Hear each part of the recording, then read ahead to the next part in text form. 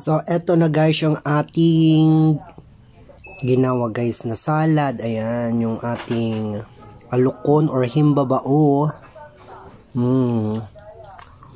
Eto na guys yung ating aragan ilek kanina.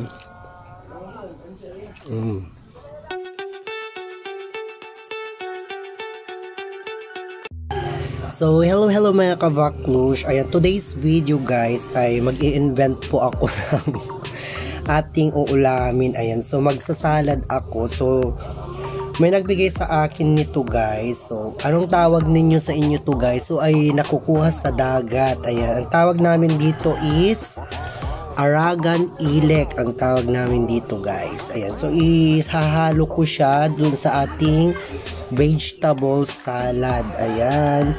Ito yung ating isasalad guys.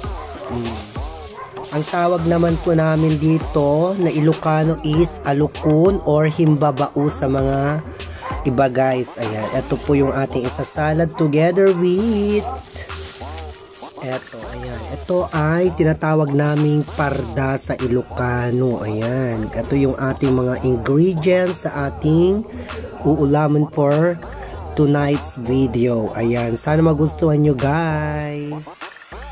Kumukulo na yung ating tubig guys. So, ihuhulog na natin yung ating alukon at saka parda guys. Ayan, para maluto ng konti. Ayan, so blanch po ang ating pagluto sa ating mga gulay para masustansya.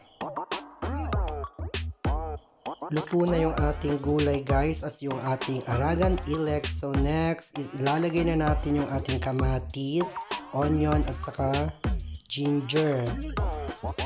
So eto na guys, lalagyan rin din natin ng asin para may lasa yung ating salad for today's video. Ayan, so halu-haluin lang natin guys para pantay yung lasa na ating ilalagay. Then, lalagyan din natin siya ng, ayan, 2 piraso ng kalamansi. Ayan, para medyo, naman yung lasa guys, medyo maasim-asim.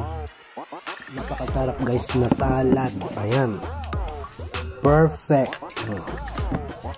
Kain na tayo guys.